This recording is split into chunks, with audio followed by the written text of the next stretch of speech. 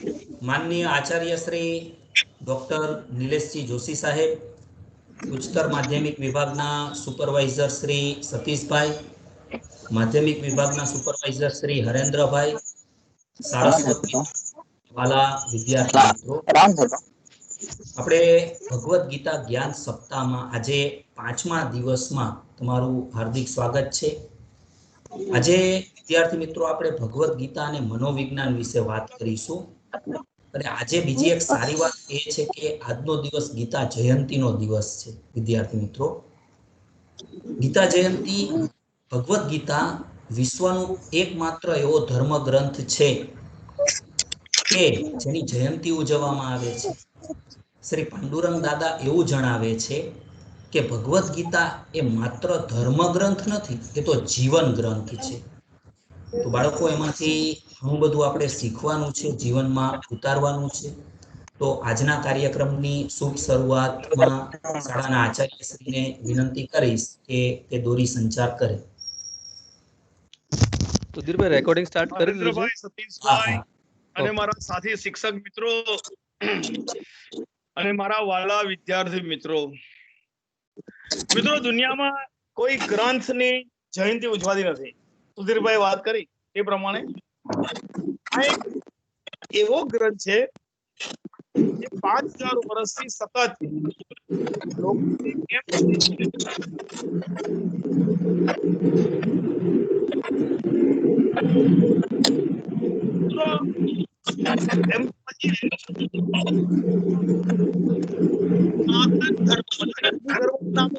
સનાતન ધર્મમાં પુષ્કળ પુસ્તકો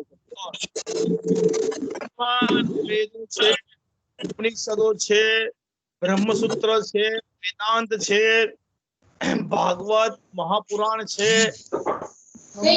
સાથે છે। તો મિત્રો એક ને માત્ર એક ગ્રંથ શ્રીમદ ભગવદ ગીતા શિરમોર છે। આપણે મનોવિજ્ઞાન અને ભૌતિક અને ભૌતિકતાની વાત કરવાના છે। મનોવિજ્ઞાન એટલે શું મિત્રો? મનોવિજ્ઞાન એટલે હ્યુમન બિહેવિયર, માણસના મનને એવી રીતે નિયંત્રિત કરીને બુદ્ધિ, તર્ક, ડિફાઇનેશન આપેલી એ મનોવિશ્લેષક હતા કે આ મન પાસેથી કેવી રીતે કામ લેવું અને આપણો વિકાસ કરવો, ગ્રોથ કરવો। મિત્રો એક આર્ટ ઓફ વોર એ પુસ્તકનો સારાંશ કોઈ પણ રીતે સફળ થાવ એટ એની કોસ્ટ હોવ। છેલ્લા 50 વર્ષમાં જ્યારે અંગ્રેજોએ આ ગીતાને આખી દુનિયામાં પ્રખ્યાત કરી અને આજે દુનિયાની યુનિવર્સિટીઓમાં શ્રીમદ ભગવદ ગીતા એક આધારભૂત ગ્રંથ તરીકે વપરાય છે। લોકોને આશ્વાસન મળ્યું કે ના, પરિણામ પર ફોકસ નથી કરવાનું, સફળતા પર ફોકસ નથી કરવાનું, ફક્ત ને ફક્ત બેસ્ટ કામ પર ફોકસ કરવાનું છે। How we do best performance, nothing else, rest of the thing not in our hand. આપણે કામને બેસ્ટ કરવાનું ફોકસ કરીશું, કામને બેસ્ટ કરીશું, પછી એમાં ઘણા બધા પેરામીટર ઉમેરાય, ઘણી બધી વસ્તુ થાય, એમાં બહુ ચિંતા નહીં કરવાની। અને એ જ વસ્તુ મનુષ્યને સ્ટ્રેસ ઓછો આપે, એ આપણે બંધનમાં ઓછા નાખે, એ આપણી તકલીફ ઓછી, આપણે કોઈ પણ પ્રકારનો દ્વંદ દ્વેષ નહીં થાય કે ભાઈ મારા હાથમાં જેટલું તો કર્યું, મારા હાથમાં જેટલું। મિત્રો શ્રીમદ ભગવદ ગીતામાં તમને ખાલી સમજૂતી આપો, આ એક કશું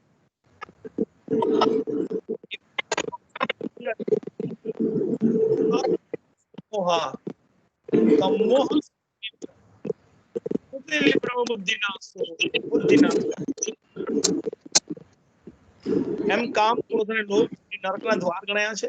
એમાં ક્રોધ એટલી ભયાનક વસ્તુ છે, આ ક્રોધ થી સામેવાળાએ આપણી પર કરેલા ઉપકાર આપણે મોહ સ્મૃતિ, જ્યારે બીજાએ કરેલા ઉપકાર ભૂલી જઈએ ત્યારે એવો અનર્થ થાય, એવો પરિસ્થિતિનું નિર્માણ થાય કે જેથી બુદ્ધિનો નાશ થાય। એન્ડ બુદ્ધિ નાશી પ્રણશ્યતે, અને બુદ્ધિના નાશ માણસ ના. આ એકદમ ક્લિયર કટ આપણે ગુજરાતીમાં કહેવત છે સર્વનાશી. કોઈ પણ માણસ સર્વનાશ માટે બુદ્ધિનો નાશ. વિવેકાનંદ જયારે અમેરિકા ગયા ત્યારે હેલો સર 2 મિનિટ સર, બધાને મ્યુટ કરી દઉં છું, આ વચ્ચે ડિસ્ટર્બન્સ આવે છે. હા સર. સાહેબ એવું એ છોડાતા હોય ને એટલે એવું થાય છે. કઈ વાંધો નહીં, મ્યુટ કરો સાહેબ.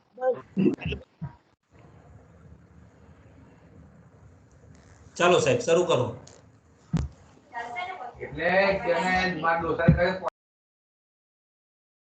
સર અનમ્યુટ થાવ તમે સર. શરૂ કરો સર. એટલે ક્રિશ્ચન લોકોએ કીધું કે તમે આ તમારો ગ્રંથ, એ લોકો એવું નથી કે આપણે વિવેકાનંદ જરાક ચીડવીએ, હેરાન કરીએ. એટલે મિત્રો એમણે શું કર્યું, પોતાના બધા પુસ્તકોને, બાઇબલને, બીજા બધાને અલગ અલગ પ્રકારના પુસ્તકોને ઉપર રાખ્યા અને ગીતાને નીચે મૂકી દીધી. કે જો કે તમારું પુસ્તક તો નીચે છે, કે બરાબર તમે જે કર્યું તે બરાબર કર્યું છે.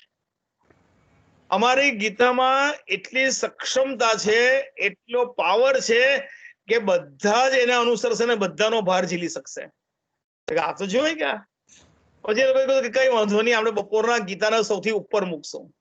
એટલે બધા પુસ્તકની ઉપર ગીતા ઉપર મૂકીને કીધું જો તમારી ગીતા ઉપર કે બરાબર છે, તમે જે કર્યું તે બરાબર જ કર્યું છે. કે અમારો ધર્મ ગ્રંથ, અમારું જીવનનું દર્શન, વી આર સિવિલાઇઝ કન્ટ્રી, આપણે એક સાંસ્કૃતિક દેશ છે, એ અમે સિરમોર પર જ હતા, છો ને રહીશું. મિત્રો તમને આજે જણાવું, આજથી 150 વર્ષ પહેલા વિવેકાનંદે ભારત માટે આગાહી કરેલી કે ભારત વિશ્વગુરુ એટલા માટે બનશે કે બાળકોના હૃદયમાં કૃષ્ણને હાથમાં ગીતા રહેશે. આ કદાચ બધા એમના જ ઓરા, એમની જ બધી આખા આશીર્વાદ આપણા પર ચાલે છે ને આપણે આ બધું કરીએ છીએ.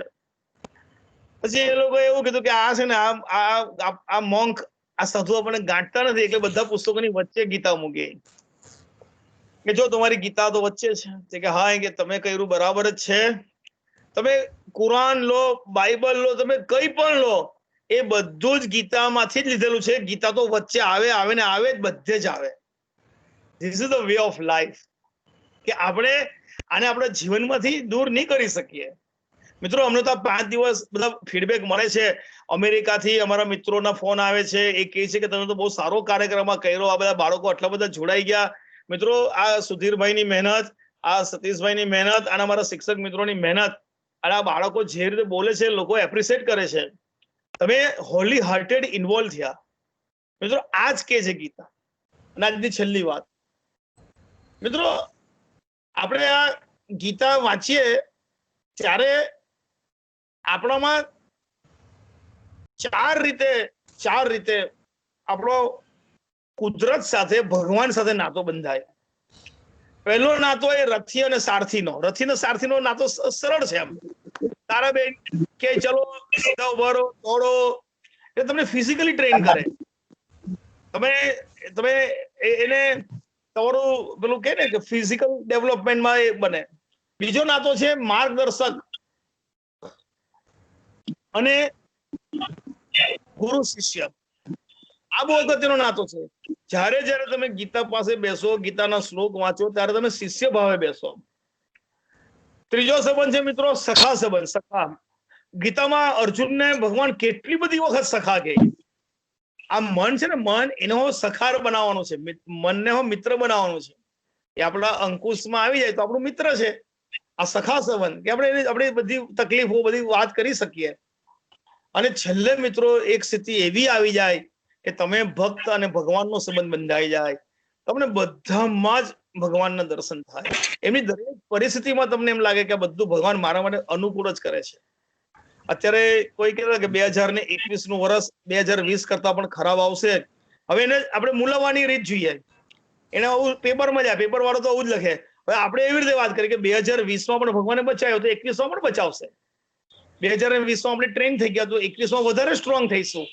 આ ગીતાની દ્રષ્ટિ કે દરેકમાંથી તમને પોઝિટિવ જોતા શીખી જાઓ. તમને એના પછીનું દેખાય, બિયોન્ડ દેખાય. આ મનને કેળવવાની શક્તિ છે. ને મિત્રો આર્ટ ઓફ વોર નહીં, આ આર્ટ ઓફ લિવિંગ છે. આ તમારું જીવન જીવવાની જડીબુટ્ટી છે.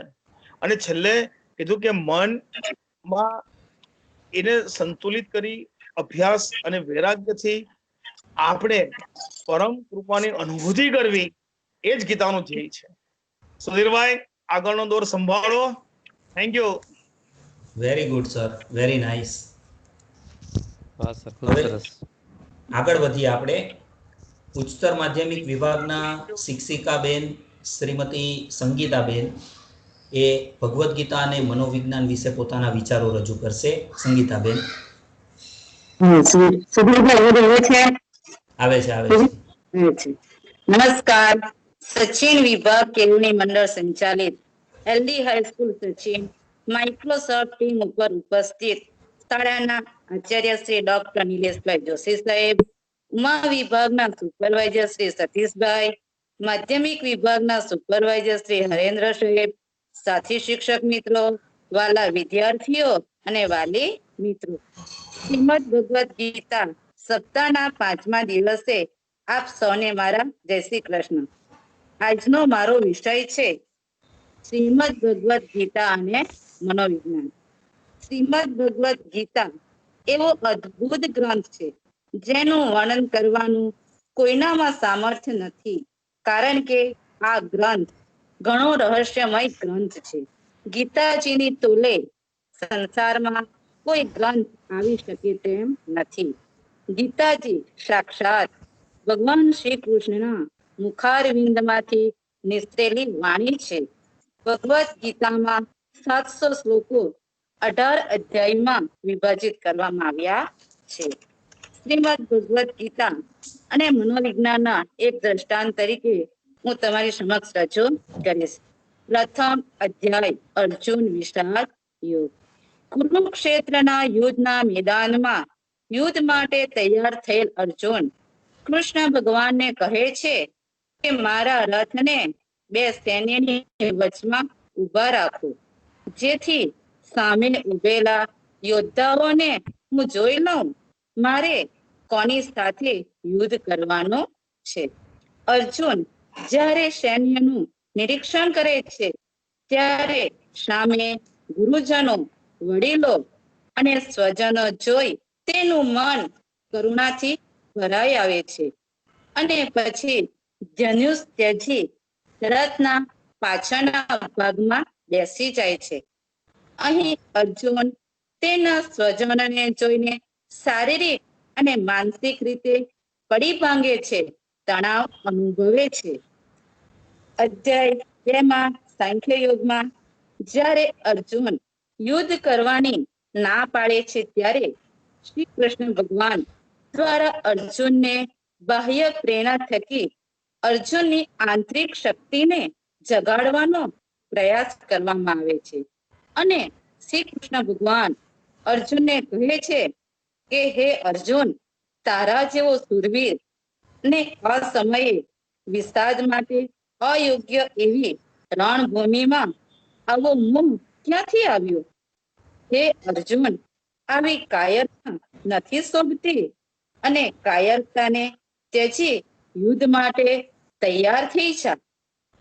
અહીં અર્જુન કુરુક્ષેત્રના મેદાનમાં યુદ્ધ કરવા વિશેની મૂંઝવણમાં હતા ત્યારે મૂંઝવણને દૂર કરવા માટે શ્રી કૃષ્ણ ભગવાન દ્વારા અહીં માર્ગદર્શન આપવામાં આવ્યું છે. અહીં શ્રી કૃષ્ણ ભગવાન અર્જુનના માર્ગદર્શક બની સાચો માર્ગ રાહ બતાવવાનું કાર્ય કરે છે. તો મિત્રો, તેવી જ રીતે મનુષ્યના જીવનમાં પણ આવી અનેક સમસ્યાઓ આવતી હોય છે. દરેક મનુષ્ય જે નક્કી કરે છે જે ન પ્રાપ્ત થતા એ હતાશ થાય છે. એવી જ રીતે મનુષ્ય પાસે અનેક વિકલ્પો હોય છે, પણ બધા જ વિકલ્પોને એ પસંદ કરી શકતું નથી. એમાંથી કોઈ એક વિકલ્પની પસંદગી કરવાની આવે છે ત્યારે એના મનમાં સંઘર્ષ, વ્યગ્રતા અનુભવાતી હોય છે. ક્યારેક સમસ્યા આવતી હોય છે ત્યારે કેટલાય મનુષ્ય આવા કાઉન્સલર પાસે જઈને સમસ્યાનું નિદાન કરતા પણ જોવા મળે છે. માટે જ કહેવાયું છે, જ્યાં જ્યાં માનવે ત્યાં મનોવિજ્ઞાન, એમ કહેવામાં જરાય અતિશયોક્તિ નથી. ભગવદ્ ગીતાનો ઉદ્દેશ મનુષ્ય જાતિને ભૌતિક અસ્તિત્વના અજ્ઞાનમાંથી મુક્ત કરવાનો માર્ગ છે. જો દરેક મનુષ્ય ભગવદ્ ગીતાના આ ઉપદેશને પોતાના જીવનમાં ઉતારી લે તો એની સમસ્યા છે એ આપોઆપ નિરાકરણ થઈ જાય. કોઈ કાઉન્સલર કે સલાહકાર પાસે એને જવાની પણ જરૂર રહેતી નથી. ત્યારબાદ જીવનમાં ઉતારવા જેવી કેટલીક માહિતી છે હું આપ સમક્ષ રજૂ કરીશ. તમે ગમે તેટલા બલવાન હો, પણ તમે અધર્મનો સાથ આપશો તો તમારી શક્તિ, અસ્ત્ર, શસ્ત્ર, વિદ્યા, વરદાન બધું જ નકામું થઈ જશે. કર્ણ, ક્યારેક કોઈને એવા વચનો ના આપો કે જેનાથી તમારે અધર્મીઓની સામે સમર્પિત થવું પડે. ભીષ્મ પિતામહ. 3. સંપત્તિ, શક્તિ, સત્તા, સંખ્યાનો દુરુપયોગ અને દુરાચારીઓનો સથવારો અંતે સર્વનાશને મોતરે છે. દુર્યોધન, સંતાનોને એટલા મહત્વાકાંક્ષી ન બનાવો કે વિદ્યાનો દુરુપયોગ કરી સર્વનાશ નોતરે. અશ્વત્થામા, વિદ્યાની સાથે વિવેક હશે તો તમે અવશ્ય વિજયી થશો. અર્જુન, જો તમે નીતિ, ધર્મ, કર્મ સફળતાપૂર્વક નિભાવશો તો વિશ્વની કોઈ પણ શક્તિ તમારો વાળ પણ વાંકો નહીં કરી શકે. બરોબર છે. યુધિષ્ઠિર, અસ્તુ. આભાર. Very good, very nice Sangitaben. Excellent. સરસ સંગીતાબેન, સરસ સરસ. Thank you. ચાલો કાર્યક્રમને આગળ વધારીએ છીએ. હવે 11C ની વિદ્યાર્થીની પરમાર કીર્તિબેન પોતાના વિચારો રજૂ કરશે. પરમાર કીર્તિબેન. સર, હા બેટા ચાલુ કર. સંભળાય છે. આવે છે અવાજ. ઉપસ્થિત આચાર્ય શ્રી, મારા ગુરુજનો તેમજ વહાલા વિદ્યાર્થી મિત્રોને મારા પ્રણામ. આજે હું તમને ભગવદ્ ગીતા અને મનોવિજ્ઞાન વિશે થોડું કહેવા માંગુ છું. શ્રીમદ ભગવદ્ ગીતા એ જીવનના સત્યને સજાવતો ગ્રંથ છે. અંધકારમય જીવનના જીવન પથને જ્ઞાનદીપના પ્રકાશથી પ્રજ્વલિત કરી સતમાર્ગે લઈ જાય છે. જીવનને કેમ ગીત ગાતું કરવું એ ગીતા ગાતા ગાતા શીખી શકાય તેમ છે. આ ગ્રંથમાં જીવન સાથે સંબંધિત વિજ્ઞાનનું પરિપૂર્ણ દર્શન પ્રાપ્ત થાય છે. નાસા તરફથી અંતરિક્ષ યાત્રાએ જતી વેળાએ આપણા દેશની દીકરી સુનીતા વિલિયમ આ ગ્રંથને સાથે લઈ ગઈ હતી. ગાંધીજી પણ પોતાના સમસ્યાઓનું સમાધાન ગીતામાંથી શોધતા અને મેળવતા હતા. ભગવદ્ ગીતામાં જીવનને લગતા તમામ પ્રશ્નોને અર્જુનના નિમિત્તે આવરી લેવાયા છે. આ ગ્રંથ માત્ર મૃત્યુ પછી જ વંચાતો ગ્રંથ નહીં, પરંતુ જીવતે જીવ વાંચવા અને સમજવા યોગ્ય ગ્રંથ છે. આ ગ્રંથમાં 18 અધ્યાયમાં એક મિત્રે બીજા મિત્રને કરેલી વાત છે. મનોવિજ્ઞાન એટલે સાયકોલોજી, અર્થાત આત્મા પ્લસ વિજ્ઞાન એટલે આત્માનું વિજ્ઞાન. ખરેખર મનોવિજ્ઞાન આત્મા કે મનનું નહીં, પણ વર્તનનું વિજ્ઞાન. શ્રીમદ ભગવદ્ ગીતા ધર્મ ગ્રંથ છે એમ કહેવા કરતા જીવન ગ્રંથ છે એમ કહીએ તો પણ ચાલે, કારણ કે ગીતા જીવન જીવવાની કલા શીખવે છે. ગીતા જીવન કલાનું તત્વજ્ઞાન સાંગોપાંગ રીતે નિરૂપાયું છે. આથી જ જગતની અનેક ભાષાઓમાં ગીતાના અનુવાદો થયા છે. ભારતમાં ભાગ્યે જ એવો કોઈ વ્યક્તિ હશે કે જે ગીતા વિશે કંઈ જ જાણતો ન હોય. ગીતાએ ભારતીય જનજીવનના હૃદયમાં ગૌરવભર્યું સ્થાન પ્રાપ્ત કર્યું છે. ગીતા એ સદ્ગુરુ રૂપે છે, માતા રૂપે છે. બાળકને જ્યારે પોતાની માતાના ખોળામાં માથું મૂકવાથી જેમ શાંતિ અને સલામતી અનુભવાય છે, તેમ ગીતા પાસે જવાથી અપાર શાંતિ મળે છે. ગીતા કહે છે કે અશાંતસ્ય કૃતઃ સુખમ, જેને શાંતિ નથી તેને સુખ ક્યાંથી હોય. ગીતા પડકાર સામે ઝઝૂમતા શીખવાનું. ગીતાની જેટલી જરૂરિયાત સાધુ કે સંન્યાસીને છે, એના કરતા પણ વધારે જરૂરિયાત સંસારી માટે છે. અર્જુન તો માત્ર નિમિત્ત બન્યો છે. ભગવાન પણ કહે છે નિમિત્ત માત્ર ભવ સવ્ય સાચીનો. વૈદિક જ્ઞાનના સાર રૂપ એવી ગીતા દિશાવિહીન થઈ ભટકેલા માટે ભગવાન અર્જુનને નિમિત્ત બનાવી માનવ જીવનને ઉપયોગી સુંદર ઉપદેશ આપે છે. ખરેખર ગીતા એ કામધેનુ છે. આથી ગીતાનું આ તત્વજ્ઞાન માત્ર પુસ્તકમાં ન રહેતા પ્રત્યેક વ્યક્તિના મસ્તકમાં જવું જોઈએ. પરંતુ તકલીફ એ છે કે સંસારની ભૂલ ગુલામણીમાં અટવાતા લાખો લોકો પોતાના વ્યવહારમાં કોઈ મુશ્કેલી આવી પડે, દુઃખ આવી પડે ત્યારે અર્જુનની જેમ દિશાવિહીન બની જાય ત્યારે જ ગીતાના શરણે જાય છે. તેથી જ જીવન વ્યવહારમાં ગીતા એક સંતર્પક આશ્વાસન છે. ગીતા એ વિષાદને પ્રસાદમાં રૂપાંતરિત કરનારી દયાળુ માતા છે. દ્રષ્ટમેવં સ્વજનમ કૃષ્ણ યુયુત્સુ સમુપસ્થિતમ સૌદંતી મમ માત્રાણી મુખમ સ પરિશિષ્યતે. ગીતાનો આરંભ જ અર્જુનની દ્વિઘાથી થાય છે. યુદ્ધ કરવું કે શાસ્ત્રનો ત્યાગ કરવો એ બેમાંથી શ્રેયસ્કર છે. એની દ્વિઘા તેને ઘેરી વાળે છે. કારણ કે યુદ્ધના મેદાનમાં અર્જુનની સામે તેના મિત્રો તેમજ અર્જુનના સ્વજનો ઉપસ્થિત હતા. તેના અંગો ધ્રુજવા લાગે છે. તેના મનમાં વિચાર આવે છે કે અમે બધા મોટું પાપ કર્મ કરવા માટે તત્પર થયા છીએ. રાજ્ય સુખ ભોગવવાના લોભવશ થઈને અમે સ્વજનોને જ હણવા તૈયાર થયા છીએ. મને આ યુદ્ધમાં કલ્યાણ દેખાતું નથી. અર્જુનના યુદ્ધ સમયે વ્યાપેલી ચિંતા અને ડર જોઈ શ્રી કૃષ્ણ તેમને યુદ્ધ કરવા માટે પ્રોત્સાહન આપે છે.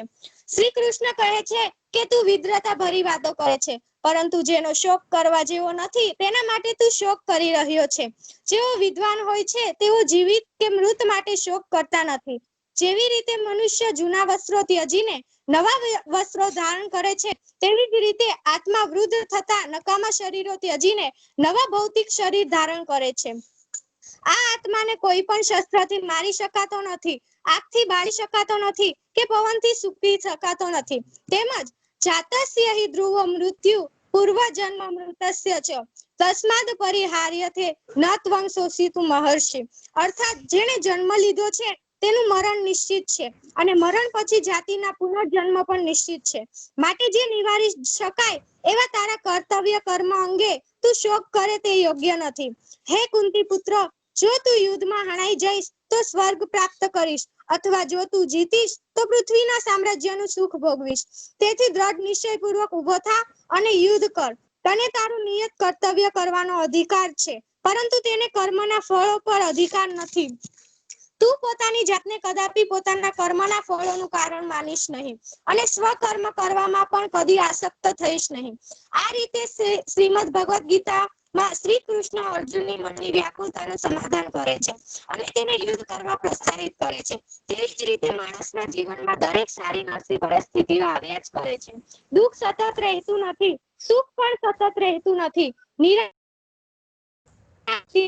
બધું જ પરિવર્તનશીલ છે, કશું જ કાયમી નથી. પણ દુઃખના સમયે સ્વસ્થતા જાળવવી ખૂબ જરૂરી છે.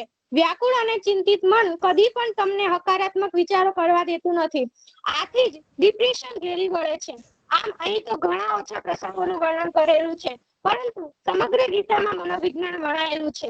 એક વાત યાદ રાખવી કે પૌરાણિક મનોવિજ્ઞાન હોય, આધુનિક મનોવિજ્ઞાન હોય, કોઈ પણ ધર્મનું મનોવિજ્ઞાન હોય કે જુદા જુદા દેશના મનોવિજ્ઞાનીઓ દ્વારા લખાયેલું મનોવિજ્ઞાન હોય, દરેકનો એક જ ઉદ્દેશ્ય છે માનવ કલ્યાણ. તેમજ અહીં મને બોલવાનો મોકો આપ્યો તે બદલ શાળા પરિવારનો ખૂબ ખૂબ આભાર. એક્સેલન્ટ બેટા, વાહ જોરદાર. વાહ વાહ કીર્તિ, વેરી ખૂબ નાઇસ. સુંદર. વેરી નાઇસ કીર્તિ, વેરી ગુડ. Simply sweet બાપ. બહુ top, બહુ top. બહુ બહુ nice, sweet બહુ અવાજ છે તારો. ચાલો Well done, આગળ વધીએ આપણે. હવે 11C ની બીજી વિદ્યાર્થીની આવે છે શેખ નાઝિયા. પોતાના વિચારો રજૂ કરશે શેખ નાઝિયા. બોલું સર, અવાજ આવે છે? આવે છે, હા આવે છે. બેટા, આવે છે. અહીં ઉપસ્થિત માનનીય આચાર્યશ્રી, શિક્ષકો અને વિદ્યાર્થી મિત્રોને મારા પ્રણામ. ભગવદ્ ગીતા અને મનોવિજ્ઞાન. માનવ જીવનની શરૂઆત થાય ત્યારથી લઈને મૃત્યુ સુધી તે જુદા જુદા પર્યાવરણમાં વિકાસ પામે છે. જીવનના વિવિધ તબક્કાઓમાં અનુકૂલન કરે છે, નવી શોધ કરે છે, શીખે છે, સમજે છે અને પરિસ્થિતિને અનુકૂળ વર્તન કરે છે.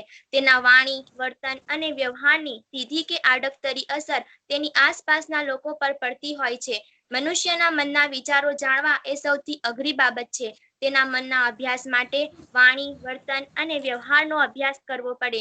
તેના કારણો સુધી પહોંચવું પડે. મનુષ્યના મનના અભ્યાસને લગતી ઘણી માહિતી આપણા પુરાણો, ગ્રંથો, ઉપનિષદો, મહાભારત અને રામાયણ જેવા મહાકાવ્યોમાં લખાયેલી છે. દરેક ધર્મમાં મન વિશે લખાયેલું છે, કારણ કે મન દ્વારા જ મનુષ્યનું સંચાલન થતું હોય છે. શ્રીમદ ભગવદ્ ગીતામાં પણ શ્રી કૃષ્ણએ મનુષ્યના મન વિશે ઘણી માહિતી આપેલી છે. કુરુક્ષેત્રમાં અર્જુનના મનની ધ્રિગાને પામી જઈ તેને વિવિધ રીતે યુદ્ધ માટે પ્રોત્સાહિત કરવામાં આવે છે. આમ મનોવિજ્ઞાન આધુનિક સમયમાં શોધાયેલો વિષય નથી, પણ તેના મૂળિયા તો ઘણા પૌરાણિક ધર્મગ્રંથોમાં જોવા મળે છે. શ્રીમદ ભગવદ્ ગીતા એક એવો ગ્રંથ છે જેનું વ્યાપક પ્રકાશન અને વાંચન થયું છે. તે ઘણી ભાષાઓમાં ઉપલબ્ધ છે. તે પ્રાચીન મહાકાવ્ય મહાભારતમાં એક પ્રસંગ સ્વરૂપે ઉદ્ભવેલી છે. મહાભારતમાં અનેક ઘટનાઓનું નિરૂપણ છે. ભગવદ્ ગીતામાં શ્રી કૃષ્ણ એક ઉદ્દેશ્ય પણ છે અને વિષય વસ્તુ પણ છે. ભગવદ્ ગીતામાં 18 અધ્યાય છે. તેમાં કહેલી તમામ બાબતો આજના આધુનિક યુગમાં પણ મુશ્કેલી નિવારવા સમર્થ છે. બે મૂળ ગ્રીક શબ્દો સાયકી અને લોગોસ પરથી ઉતરી આવેલો શબ્દ એટલે સાયકોલોજી અર્થાત મનોવિજ્ઞાન. સાયકી એટલે આત્મા, મન અને લોગોસનો અર્થ અભ્યાસ. ગ્રીક ભાષા અનુસાર સાયકોલોજી એટલે આત્માનો, મનનો, સ્વનો અભ્યાસ કરતું શાસ્ત્ર. સ્કિનરના મતે psychology is the science of behaviour and experience અર્થાત મનોવિજ્ઞાન વર્તન અને અનુભવનું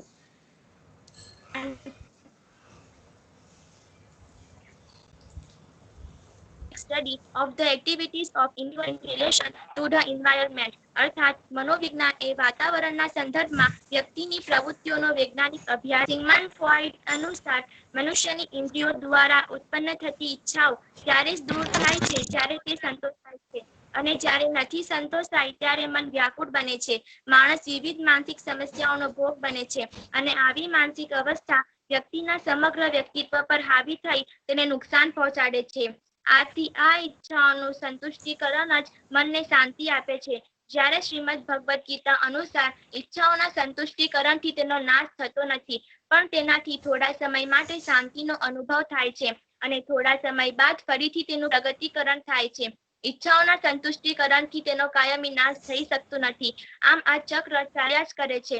તેથી મનની ઈચ્છાઓ પૂર્ણ થવા છતાં તેમાં શાંતિ સ્થાપિત થતી નથી. આજના જમાનામાં ફ્રોઈડના સિદ્ધાંતો પ્રમાણે વિચારીએ તો તમામ સાધન સંપન્ન અને ભૌતિક સુખો ધરાવતી વ્યક્તિઓ ટેન્શન, ડિપ્રેશન, એકલતાથી મુક્ત હોવી જ જોઈએ, કારણ કે તેઓએ તમામ ઈચ્છાઓનું સંતુષ્ટીકરણ કરેલ છે.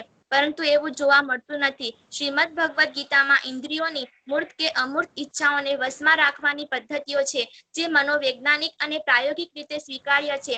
જેમ સૂર્યના પ્રકાશ આગળ દીવાનો પ્રકાશ ઝાંખો થઈ જાય તેવી રીતે મનના વિકારો માત્ર ને માત્ર ઉચ્ચ પ્રકારના વિચારોથી જ વશ કરી શકાય છે. મનુષ્ય મન દ્વારા સંચાલિત છે. મનના ઉચ્ચ વિચારો જ મનુષ્યને ઉત્તમ કાર્યો કરવા પ્રેરે છે અને વિકારોને વશ થયા વગર ઉચ્ચ વિચારોથી ઈચ્છાઓના પ્રગટીકરણના ચક્રને કેવી રીતે રોકી શકાય તે ગીતામાં દર્શાવેલું છે. મનના નિમ્ન કક્ષાના વિચારો, વિકારો અને ઈચ્છાઓમાંથી મુક્તિ ત્યારે જ મળે છે જ્યારે તે કર્મનિષ્ઠા એ મનની ઉચ્ચતમ અવસ્થા છે. માણસ જ્યારે પરિસ્થિતિ આગળ ભાંગી પડે છે ત્યારે તેને પ્રોત્સાહન આપવા કે તેના વિચારોની દિશા બદલવા માટે ચિકિત્સા મનોવિજ્ઞાન ખૂબ જ ઉપયોગી બને છે. આધુનિક યુગમાં તો સ્ટ્રેસ અને ડિપ્રેશન જેવા શબ્દો તો નાના બાળકો પણ ખૂબ સ્વાભાવિક રીતે બોલતા થઈ ગયા છે. લોકો આ સ્ટ્રેસ અને ડિપ્રેશનને દૂર કરવા માટે વિવિધ સાયકોથેરાપિસ્ટની મદદ લેવા લાગ્યા છે. એમ કહી શકાય કે સાયકોથેરાપીના મૂળિયા ભગવદ્ ગીતામાં રોપાયેલા છે. ભગવાન શ્રી કૃષ્ણ ઉત્તમ પ્રકારના મનોવૈજ્ઞાનિક છે અને તેની વાત ભગવદ્ ગીતામાં કરવામાં આવી છે. ભગવદ્ ગીતામાં અર્જુનની વ્યથા દ્વારા જગતના દરેક માનવના મનની વ્યથા રજૂ થઈ છે. શ્રી કૃષ્ણે આ વ્યથામાંથી કઈ રીતે બહાર નીકળવું તેના માટેના ઉપાયો ભગવદ્ ગીતામાં બતાવ્યા છે. પોતાના સ્વજનોને જોઈને હતોત્સાહી બનેલો અર્જુન મનોમન ભાંગી પડે છે ત્યારે શ્રી કૃષ્ણ યુદ્ધાય કૃત નિશ્ચય કહીને પ્રોત્સાહિત કરે છે. ભગવાન શ્રી કૃષ્ણ મનોચિકિત્સક બનીને અર્જુનને મનોવ્યથામાંથી બહાર લાવવા માટે ઉત્તમ પ્રયાસ કરે છે. જ્યારે ભગવદ્ ગીતાના અંતમાં અર્જુન નષ્ટો મોહમ સ્મૃતિઃ લબ્ધ્વા કરિષ્યે વચનમ તવઃ કહીને યુદ્ધોત્સુક બને છે ત્યારે શ્રી કૃષ્ણ ખરેખર તરીકે જણાય આવે છે. માનવ મનનો સ્વભાવ એવો હોય છે કે તે મનુષ્યને તેના કાર્યમાંથી વારંવાર વિચલિત કર્યા કરે છે.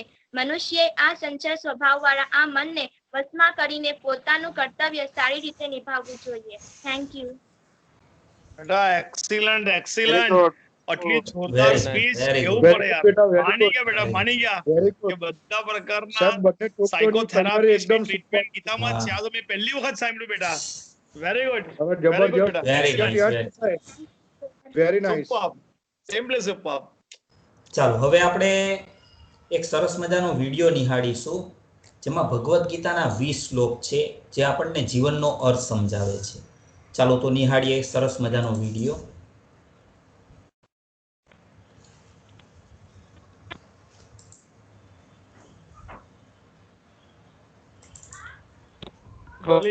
આવું બેટા.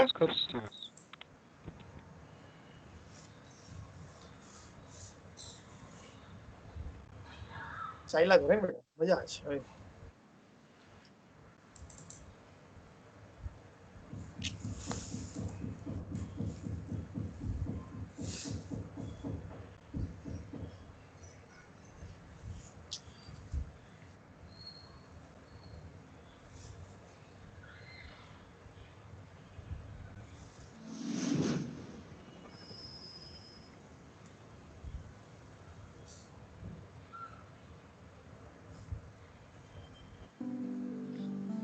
भगवत गीता ज्ञान का वो सागर है जिसकी गहराई को नाप पाना या उसको समझ या समझा पाना हम जैसे अज्ञानियों के लिए संभव नहीं है। लेकिन फिर भी अपने इस वीडियो में हम भगवान श्री कृष्ण का नाम लेकर भगवत गीता के उस ज्ञान रूपी सागर के कुछ ज्ञान की बूंदें अपनी इस वीडियो में संजोने की कोशिश कर रहा हूँ। हेलो दोस्तों, मैं हूँ सुबोध और आप देख रहे हैं ज्ञान मंथन। आज हम आपको बताने वाले हैं भगवत गीता के वो 20 श्लोक जो हम सबको जीवन का सही अर्थ समझाते हैं। दोस्तों, हर धर्म का एक अलग ग्रंथ है जिसमें जीवन से जुड़ी सभी समस्याओं का हल छुपा हुआ है और यही ग्रंथ हमें एक बेहतर जीवन, एक बेहतर मनुष्य की तरह जीना सिखाते हैं। इन्हीं धर्म ग्रंथों में से एक है भगवत गीता, जिसमें हिंदुओं की गहरी आस्था है। महाभारत के अनुसार कुरुक्षेत्र युद्ध में भगवान श्री कृष्ण ने गीता का संदेश अर्जुन को सुनाया था। भगवत गीता के 18 अध्यायों में करीब 700 श्लोक में जीवन की हर समस्याओं का कारण और उनका समाधान है। गीता सिर्फ भारत की नहीं, दुनिया को नई दिशा देने वाला ग्रंथ माना जाता है। तो चलिए आपको बतलाते हैं भगवत गीता के वो 20 श्लोक जो हम सबको जीवन का सही अर्थ समझाते हैं। पहला श्लोक है, भगवान श्री कृष्ण अर्जुन से कहते हैं, संदेह करना छोड़ दो। सदैव संदेह करने से व्यक्ति के लिए प्रसन्नता ना इस लोक में है ना ही परलोक में। दूसरी ज्ञान की बात है, मनुष्य का दुश्मन है। क्रोध से भ्रम पैदा होता है, भ्रम से बुद्धि व्यग्र होती है और जब बुद्धि व्यग्र होती है तो उससे तर्क नष्ट हो जाता है और जब तर्क नष्ट होता है तब व्यक्ति के पतन की शुरुआत हो जाती है। तीसरी ज्ञान की बात है, मन की लगाम को अपने हाथों में रखो। भगवान कहते हैं, जो मन को नियंत्रित नहीं करते उनके लिए वह शत्रु के समान कार्य करता है। चौथी ज्ञान की बात है, उठो और मंजिल की तरफ बढ़ो। भगवान श्री कृष्ण कहते हैं, आत्मज्ञान की तलवार से काटकर अपने हृदय से अज्ञान के संदेह को अलग कर दो। अनुशासित रहो और उठो और अपना कर्म करो। पांचवी ज्ञान की बात है, अपने विश्वास को अटल बनाओ। भगवान कहते हैं, मनुष्य अपने विश्वास से निर्मित होता है। जैसा वो विश्वास करता है वैसा वो बन जाता है। गीता से मिली छठी ज्ञान की बात है, इन तीनों द्वारों से खुद को दूर रखो। भगवान ने अर्जुन को बताए, नर्क के 3 ही द्वार हैं, वासना, क्रोध और लालच। सदा इनसे दूर रहो। सातवीं ज्ञान की बात है, हर एक पल कुछ सिखाता है। भगवान कृष्ण कहते हैं, इस जीवन में हर समय कुछ ना कुछ नया होता है। इस जीवन में ना कुछ खोता है ना कुछ व्यर्थ होता है। आठवीं ज्ञान की बात है, अभ्यास आपको सफलता दिलाएगा।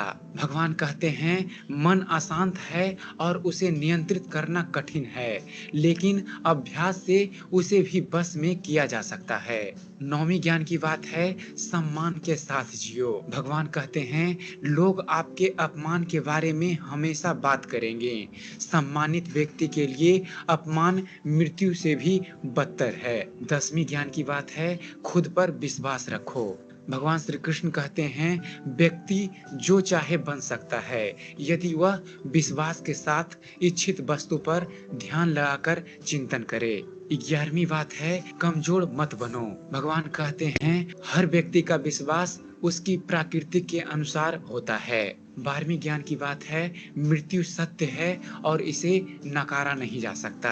भगवान श्री कृष्ण अर्जुन से कहते हैं जन्म लेने वाले के लिए मृत्यु उतनी ही निश्चित है जितना कि मृत्यु होने वाले के लिए जन्म लेना, इसलिए जो अपरिहार्य है उस पर शोक मत करो। 13वीं ज्ञान की बात है कुछ भी ऐसा मत करो जिससे खुद को तकलीफ हो।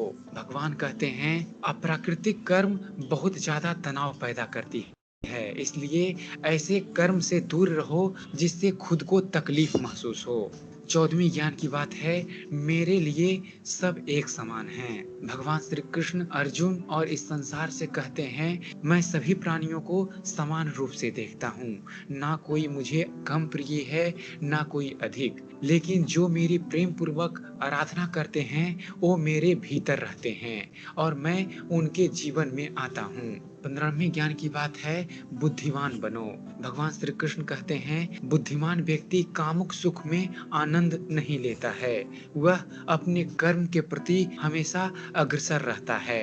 16वीं ज्ञान की बात है सभी मुझसे हैं। भगवान कहते हैं मैं धरती की मधुर सुगंध हूँ, मैं अग्नि की उष्मा हूँ, सभी जीवित प्राणियों का और सन्यासियों का आत्म संयम हूँ। यह सृष्टि मुझसे उत्पन्न हुई है और अंत में मुझ में ही समा जाएगी। 17वीं ज्ञान की बात है मैं प्रत्येक वस्तु में वास करता हूँ। भगवान श्री कृष्ण कहते हैं कि भगवान प्रत्येक वस्तु में है, मैं सबके ऊपर भी हूँ। 18वीं ज्ञान की बात है कि ज्ञान व्यक्ति को दूसरों से अलग बनाता है। भगवान कहते हैं मैं उन्हें ज्ञान देता हूँ जो सदा मुझसे जुड़े रहते हैं और जो मुझसे प्रेम करते हैं।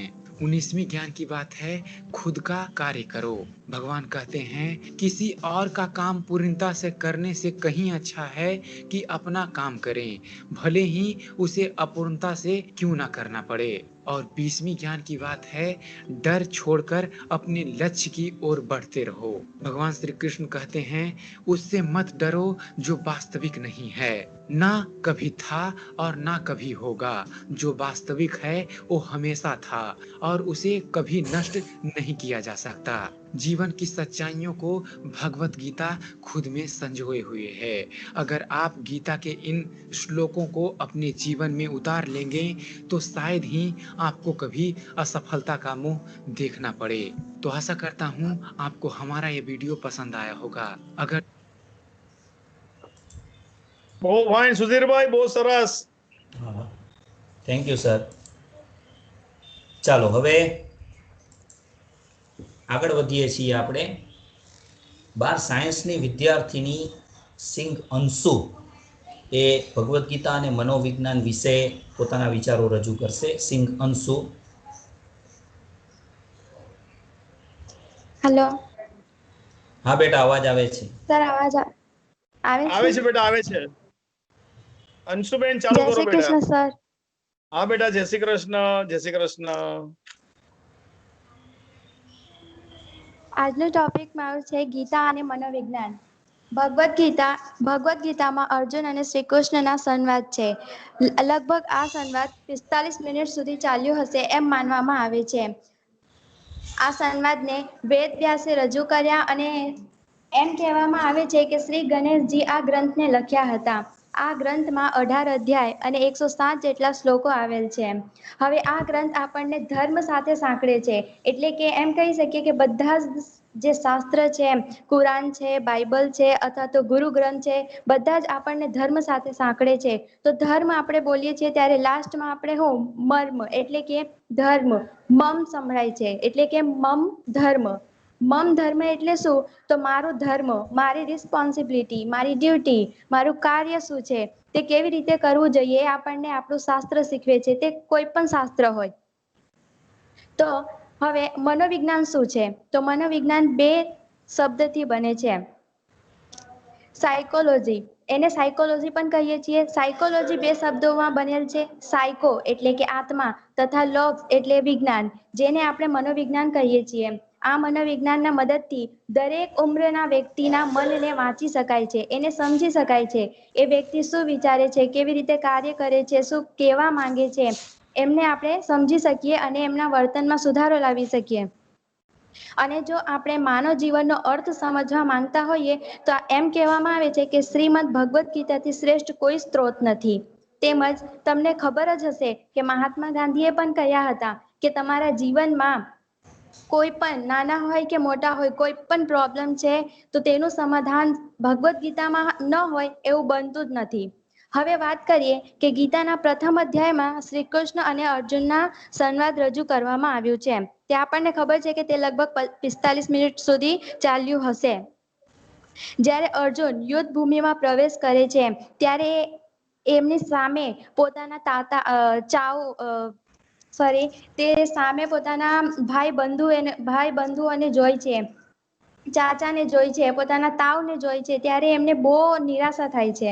એ વિચારે છે કે મારા જ ભાઈ બંધુ એને મારવાથી શું લાભ થશે, શું મળશે મને, એટલે એ બહુ જ નિરાશા અનુભવે છે. અને શ્રી કૃષ્ણને જે એમના ગુરુ છે, જે રથ હાંકતા હોય છે, તેમને પૂછે છે એટલે કહે છે કે ન કા અક્ષય વિજયમ કૃષ્ણ ન ચ રાજ્યમ સુખાની ચ કિમ નો રાજ્યન ગોવિંદમ કિમ ભોગ જીવિતમ વા. એટલે અર્થાત કે હે કૃષ્ણ, ન તો મને આ રાજ્ય જોઈએ ના વિજય, અને આ રાજ્ય શા માટે? જો મેં મારા તાવ, મારા ચાચા, મારા ભાઈ બંધુઓને જ મારી નાખું તો આ રાજ્યનું શું કામ? મેં આ રાજ્યનું કરીશ શું? અને જો આને મારવાથી મને જો 3 લોક પણ મળતે તો મેં આ લોકોને નહીં મારતે, તો આ પૃથ્વીનું તો કહેવું જ શું છે? ત્યારે શ્રી કૃષ્ણ અર્જુનના મનસ્થિતિને સમજી જાય છે. એ તેમના હાવભાવને જોઈ લે છે કે આ કેવું અંદરથી કેવું ભાવ પ્રકટ કરે છે. અર્જુનના મનસ્થિતિને સારી રીતે શ્રી કૃષ્ણ સમજે છે. અને એ જે અર્જુનના રથ છે તેને જે તાવ છે, જે પિતામહ છે, દ્રોણાચાર્ય છે, ભીષ્મ છે, એમની પાસે એમના જે રથ છે ત્યાં રોકે છે.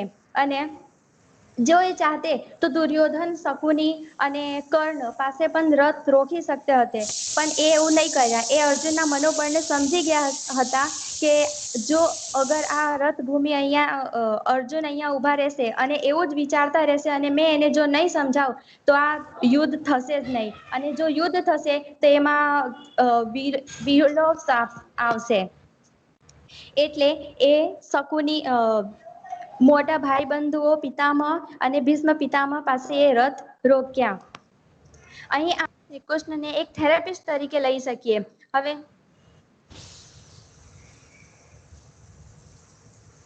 આપણે અહીં શ્રી કૃષ્ણને થેરેપિસ્ટ તરીકે અને અર્જુનને પેશન્ટ તરીકે લઈએ ત્યારે શ્રી કૃષ્ણને અર્જુનને નકારાત્મકતાથી સકારાત્મક તરફ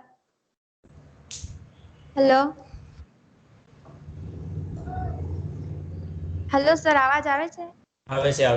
આવે છે બેટા, બોલ. આવે છે.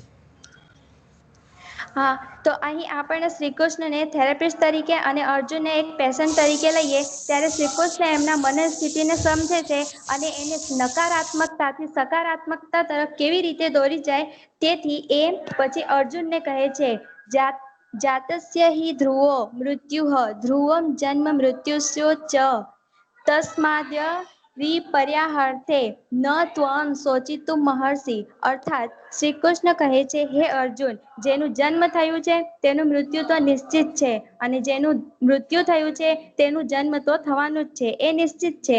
તો કેનું શોક કરે છે? આપણા ઉદ્દેશ્ય શું છે? આપણું કાર્ય શું છે? આપણું ધ્યેય શું છે? તું એને જો, તને એનું પરિણામ શું મળશે તેના પર તું ધ્યાન નહીં આપ. ધ્યાન રાખ, તેનું પરિણામનું શું આવશે તને કોઈ પણ ચિંતા કરવાની જરૂર નથી. વિચાર કરવાથી કંઈક ફાયદો નથી. જે થવાનું જ છે તે તો થવાનું જ છે. આ પ્રમાણે શ્રી કૃષ્ણ અર્જુનના વ્યાકુળ અને નિરાશા મનસ્થિતિને સમજે છે અને ત્યાં યુદ્ધ ભૂમિમાં એમને સમજાવે છે. એટલે કે નકારાત્મકતાથી અર્જુનના જે મનસ્થિતિ છે તેને નકારાત્મકતાથી સકારાત્મકતા તરફ દોરી જાય છે. અહીં અહીં વર્તમાનમાં આપણે વાત કરીએ તો તેવી જ રીતે આપણા વર્તમાનમાં બધા જ મનુષ્ય કામ કરે છે. સવારથી લઈને સાંજ સુધી રૂટીન તૈયાર કરે છે, એક કામ કરે છે, ભાગમ દોડ કરે છે, નાની નાની વાતમાં ડિપ્રેશનમાં આવી જાય છે અને એમને મનસ્થિતિ ખોરવાઈ જાય છે. એટલે કે થોડી થોડી વાતમાં ડિપ્રેશનમાં આવી જાય છે. ત્યારે આપણા કેટલાક મનોવૈજ્ઞાનિક એમને સલાહ આપે છે, સૂચન આપે છે અને એ પછી એ પરેશાનીમાંથી એ બહાર નીકળે છે. આપણા જે હમણાં આધુનિકના મનોવિજ્ઞાન છે તેઓ એવી રીતે સારી રીતે એમને સમજાવે છે, સમજે છે અને તેમને પછી ટ્રીટમેન્ટ કરે છે, જેથી એ પાછું જેવી રીતે પહેલા હતા તેવી રીતે મનસ્થિતિ પ્રાપ્ત કરી શકે. આથી એમ કહી શકીએ કે આપણા મનોવૈજ્ઞાનિક અથવા તો મનને સમજવા વાળા પ્રથમ ગુરુ શ્રી કૃષ્ણ તો હતા જ. તેથી અહીં એક પંક્તિ કહી શકું કે દેશ હૈ બલિદાન સે શાન હૈ इंसान से, देश है बलिदान से शान है इंसान से, पहचान अपने काम से और ज्ञान गीता और मनोविज्ञान से. અને મનોવિજ્ઞાનના પ્રયોગ કરતા કરતા કેટલાક વૈજ્ઞાનિકોએ એ પણ સમજાવવા એટલે આ પણ ધાર્યું છે કે જે વ્યક્તિઓના ધાર્મિક ભાવનાઓ પ્રબળ હોય છે તેઓ બહુ જલ્દી માનસિક રોગોથી મુક્ત થઈ શકાય છે. અથવા તો પ્રસિદ્ધ મનોવૈજ્ઞાનિક ચાર્લ્સ યુગે કહ્યું હતું કે જે લોકોનું ધાર્મિક ભાવનાઓ શુદ્ધ એટલે કે દ્રઢ હોય છે તેઓને માનસિક રોગો થતું નથી. તેઓ એવું પણ કહ્યા હતા કે માનસિક રોગો જેટલા પ્રમાણમાં મનોવૈજ્ઞાનિક સમાધાન લાવી શકતા નથી તેટલા પ્રમાણમાં ધર્મ લાવી શકે છે. અહીં તુલિકા પ્રવીણ ગર્ગ એ વિજ્ઞાન, મનોવિજ્ઞાન, આત્મજ્ઞાન, પ્રેમ, પ્રભુ જ્ઞાન આ બધા જ શબ્દોને એક માળામાં પરોહીને એક પંક્તિ રજૂ કર્યા છે. न समझ मुझे ज्ञान की, विज्ञान की, मनोविज्ञान की, बस समझ मुझे ढाई अक्षर प्रेम के आत्मज्ञान की. અહીં જોશી સર દરેક વખતે અમને ભણાવતા કહેતા છે કે અંડરલાઈન એટલે કે અહીં આત્મજ્ઞાન નીચે ડબલ અંડરલાઈન કરજો. Thank you. Very nice, very good, very good. ચાલો હવે આજે માધ્યમિક વિભાગમાંથી 9H નો વિદ્યાર્થી ભરવાડ વિરમ એ સાયકોલોજી વિશે પોતાના વિચારો રજૂ કરશે. ભરવાડ વિરમ છે બેટા હાજર? હા સર. હા બેટા, ચાલુ કર. મારા વાલા આચાર્યશ્રીઓ, શિક્ષકો અને વિદ્યાર્થીઓ મિત્રોને મારું નમસ્તે. હું આજે ભગવદ ગીતામાંથી ગીતાસાર સમજાવવા માંગુ છું, તો સૌ શાંતિથી સાંભળજો. ગીતાસાર ભગવાન શ્રી કૃષ્ણના શ્રી મુખ ગમનમાંથી નીકળેલી શુભ મંગલમય અમૃત વાણી. જે થયું તે સારું થયું, જે થઈ રહ્યું છે સારા માટે થઈ રહ્યું છે, જે થવાનું છે તે પણ સારું જ થશે. જે તમે ગુમાવ્યું, તમે શું ઉત્પન્ન કર્યું હતું જે નષ્ટ થઈ ગયું, તમે જે મેળવ્યું અહીંથી જ મેળવ્યું, તમે જે ગુમાવ્યું એ અહીંથી જ ગુમાવ્યું. જે આજે આપણું છે તે કાલે બીજાનું હશે અને કાલે ફરી બીજા કોઈનું હશે. તો નાહકની ચિંતા કેમ? પરિવર્તન જ સંસારનો નિયમ છે. જે મારા ભાગ્યમાં નથી એ દુનિયાની કોઈ તાકાત મને આપી શકે તેમ નથી. મારા ભાગ્યમાં જે છે એને દુનિયાની કોઈ તાકાત મારી પાસેથી છીનવી શકે તેમ નથી. ઈશ્વરીય શક્તિ અશક્યને શક્ય બનાવે છે. મારે કર્મ એ જ કામધેનુ અને પ્રાર્થના એ પારસમણી છે. કર્મ પોતાનું કામ કરે છે. કુદરતના ચોપડે બધી નોંધ લેવાઈ જાય છે.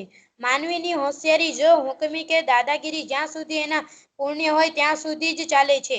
પછી તો ચક્રવૃદ્ધિ વ્યાજ સહિત તેનો બદલો તો ચૂકવવો જ પડે છે.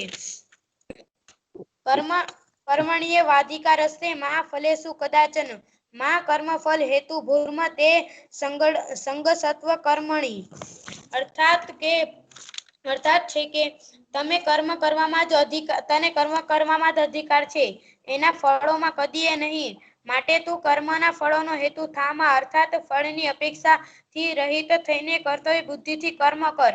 યદા યદા હિ ધર્મસ્ય ગ્લાનિવ ભવતિ ભારત અભ્યુત્થાનમ ધર્મસ્ય તદાત્માનમ સુજામ્યહમ પરિત્રાણાય સાધુનામ વિનાશાય ચ દુષ્કૃતમ ધર્મ સંસ્થાપનાર્થાય સંભવામિ યુગે યુગે.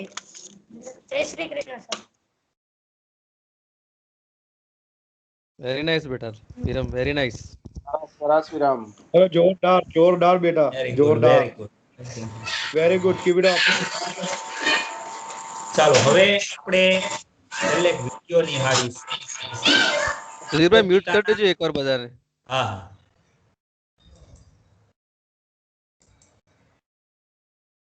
ભગવદ્ ગીતાના 9 ખૂબ જ સરસ મજાના શ્લોક છે જેમાં આપણને જીવનની વિવિધ સમસ્યાઓનું સમાધાન મળે છે.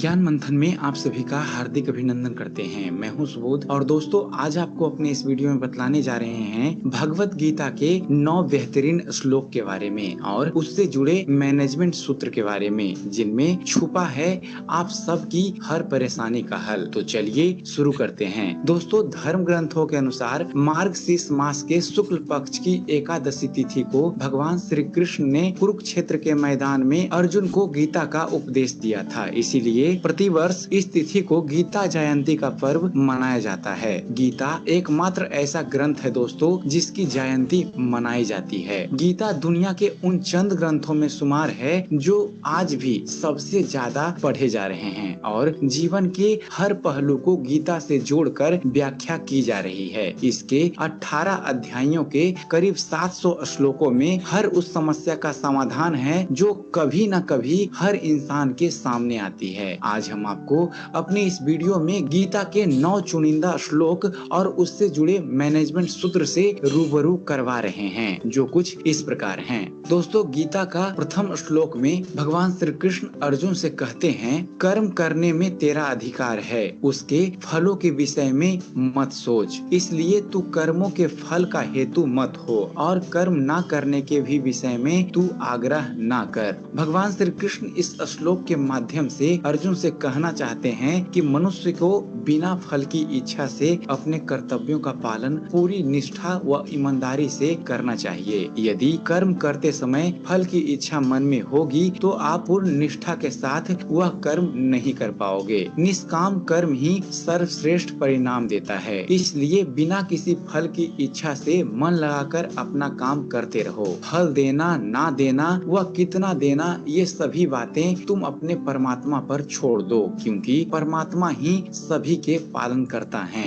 भगवत गीता का दूसरा श्लोक है जिसमें भगवान श्री कृष्ण अर्जुन से कहते हैं हे धनंजय कर्म ना करने का आग्रह त्याग कर यश अपयश के विषय में समबुद्धि होकर योग युक्ति होकर कर्म करो क्योंकि सम तत्व को ही योग कहते हैं। दोस्तों धर्म का अर्थ होता है कर्तव्य। धर्म के नाम पर हम अक्सर सिर्फ कर्म कांड पूजा पाठ तीर्थ मंदिरों तक सीमित रह जाते हैं। हमारे ग्रंथों ने कर्तव्य को ही धर्म कहा है। भगवान श्री कृष्ण कहते हैं अपने कर्तव्यों को पूरा करने में कभी यश अपयश और हानि लाभ का विचार नहीं करना चाहिए। बुद्धि को सिर्फ अपने कर्तव्य यानी धर्म पर टिककर काम करना चाहिए। इससे परिणाम बेहतर मिलते हैं और मन में शांति का वास होता है। मन में शांति होगी तो परमात्मा से आपका योग आसानी से होगा। आज का युवा अपने कर्तव्यों के फायदे और नुकसान का नाप तोल पहले करता है, फिर उस कर्तव्य को पूरा करने के बारे में सोचता है। उस काम से तात्कालिक नुकसान देखने पर कई बार उसे टाल देते हैं और बाद में उससे ज्यादा हानि उठाते हैं।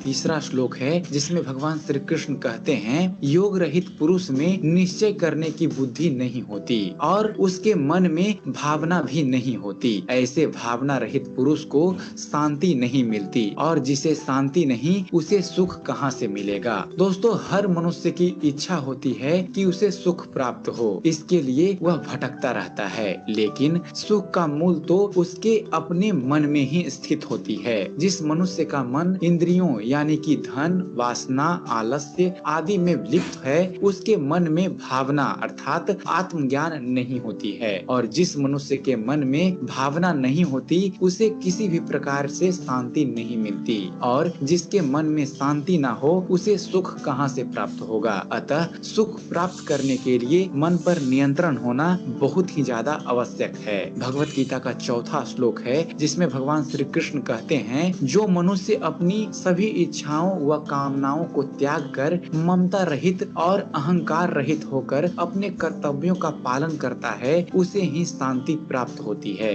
दोस्तों, यहाँ भगवान श्री कृष्ण कहते हैं, मन में किसी भी प्रकार की इच्छा व कामना को रखकर मनुष्य को शांति प्राप्त नहीं हो सकती। इसलिए शांति प्राप्त करने के लिए सबसे पहले मनुष्य को अपने मन से इच्छाओं को मिटाना होगा। हम जो भी कर्म करते हैं, उसके साथ अपने उपेक्षित परिणाम को साथ में चिपका देते हैं। अपनी पसंद के परिणाम की इच्छा हमें कमजोर कर देती है। वो ना हो तो व्यक्ति का मन और ज्यादा अशांत हो जाता है। मन से ममता अथवा अहंकार आदि भावों को मिटाकर तन्मयता से अपने कर्तव्यों का पालन करना चाहिए, तभी मनुष्य को शांति की प्राप्ति होती है। भगवत गीता का 5वां श्लोक है दोस्तों, जिसमें भगवान श्री कृष्ण कहते हैं, कोई भी मनुष्य क्षण भर भी कर्म किए बिना नहीं रह सकता। सभी प्राणी प्रकृति के अधीन हैं, और प्राकृतिक अपने अनुसार हर प्राणी से कर्म करवाती है और उसके परिणाम भी देती है। दोस्तों, बुरे परिणामों के डर से अगर ये सोच लें कि हम कुछ भी नहीं करेंगे, तो ये हमारी मूर्खता है। खाली बैठे रहना भी एक तरह का कर्म ही है, जिसका परिणाम हमारी आर्थिक हानि, अपयश और समय की हानि के रूप में मिलता है। सारे जीव प्राकृतिक यानी परमात्मा के अधीन हैं, जो हमसे अपने अनुसार कर्म करवाते हैं और उसका परिणाम भी हम सबको देते हैं। इसलिए कभी भी कर्म के प्रति उदासीन नहीं होना चाहिए। अपनी क्षमता और विवेक के आधार पर हमें निरंतर कर्म करते रहना चाहिए। भगवत गीता का 6वां श्लोक है, जिसमें भगवान श्री कृष्ण कहते हैं, तू शास्त्रों में बताए गए अपने धर्म के अनुसार कर्म करो। कर्म ना करने की अपेक्षा कर्म करना श्रेष्ठ है, तथा कर्म ना करने से तेरा शरीर निर्वाह भी नहीं सिद्ध होगा। दोस्तों, भगवान श्री कृष्ण इस श्लोक के माध्यम से अर्जुन और मनुष्य को समझाते हैं कि हर मनुष्य को अपने अपने धर्म के अनुसार कर्म करना चाहिए। जैसे विद्यार्थी का धर्म है विद्या प्राप्त करना, सैनिक का कर्म है देश की रक्षा करना। जो लोग अपना कर्म नहीं करते, उनसे श्रेष्ठ वे लोग होते हैं जो अपने धर्म के अनुसार कर्म करते हैं, क्योंकि बिना धर्म किए तो शरीर का पालन पोषण करना भी संभव नहीं है। जिस व्यक्ति का जो तय है, उसे वो पूरा करना ही चाहिए। भगवत गीता का 7वां श्लोक है दोस्तों, जिसमें भगवान श्री कृष्ण कहते हैं, श्रेष्ठ पुरुष जैसा आचरण करते हैं, सामान्य मनुष्य वैसा ही आचरण करने लगते हैं। श्रेष्ठ पुरुष जिस कर्म को करता है, उसी को आदर्श मानकर लोग उसका अनुसरण करते हैं। दोस्तों, यहाँ भगवान श्री कृष्ण ने बताया है कि श्रेष्ठ पुरुष को सदैव अपने पद व गरिमा के अनुसार ही व्यवहार करना चाहिए, क्योंकि वह जिस प्रकार का व्यवहार करेगा, सामान्य मनुष्य भी उसी की नकल करेंगे। जो कार्य श्रेष्ठ पुरुष करेगा, सामान्य जन भी उसी को अपना आदर्श मानेंगे। उदाहरण के तौर पर, अगर किसी संस्थान में उच्च अधिकार पूरी मेहनत और निष्ठा से काम करते हैं, तो वहाँ के सारे कर्मचारी भी वैसे ही काम करेंगे। लेकिन अगर उच्च अधिकारी काम को टालने लगेंगे, तो उनके नीचे के कर्मचारी भी उनसे भी ज्यादा आलसी हो जाएंगे। भगवत गीता का 8वां श्लोक है, जिसमें भगवान श्री कृष्ण कहते हैं, ज्ञानी पुरुष को चाहिए कि कर्मों में आसक्ति वाले अज्ञानियों की बुद्धि में भ्रम अर्थात कर्मों में अश्रद्धा उत्पन्न ना करे, किंतु स्वयं परमात्मा के स्वरूप में स्थित हुआ और सब कर्मों को अच्छी प्रकार करता हुआ उनसे भी वैसे ही कराए।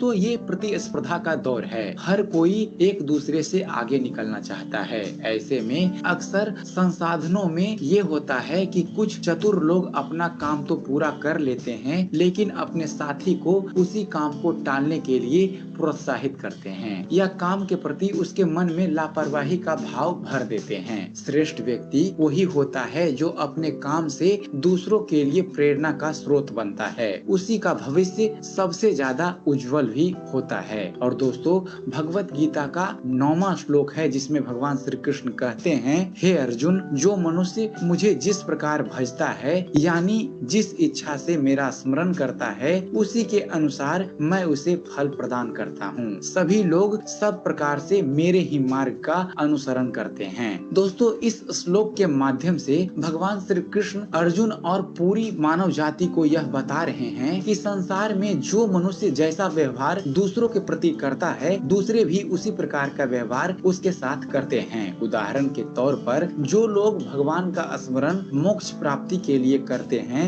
उन्हें मोक्ष की प्राप्ति होती है। जो किसी अन्य इच्छा से प्रभु का स्मरण करते हैं, उनकी वह इच्छाएं भी प्रभु कृपा से पूर्ण हो जाती है। कंस ने सदैव भगवान को मृत्यु के रूप में स्मरण किया, इसलिए भगवान ने उसे मृत्यु प्रदान की। हमें परमात्मा को वैसे ही याद करना चाहिए जिस रूप में हम उन्हें पाना चाहते हैं। तो ये था दोस्तों भगवत गीता के 9 श्लोक और उससे जुड़ा अर्थ। तो आशा करते हैं आप सबको हमारा ये वीडियो पसंद आया होगा।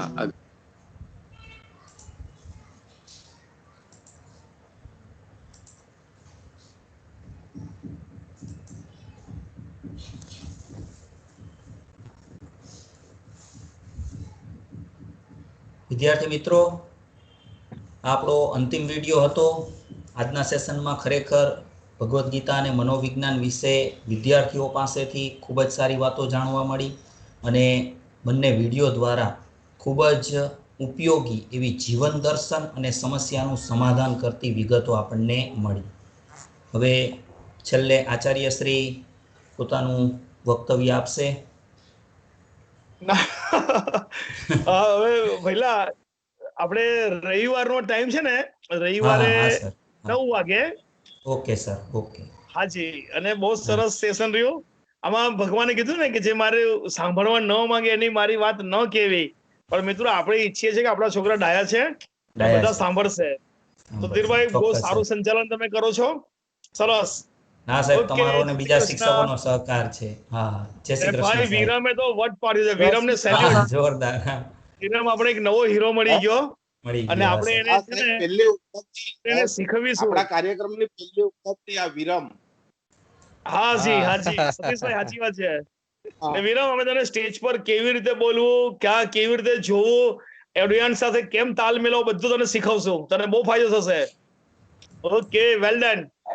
ચાલો મિત્રો।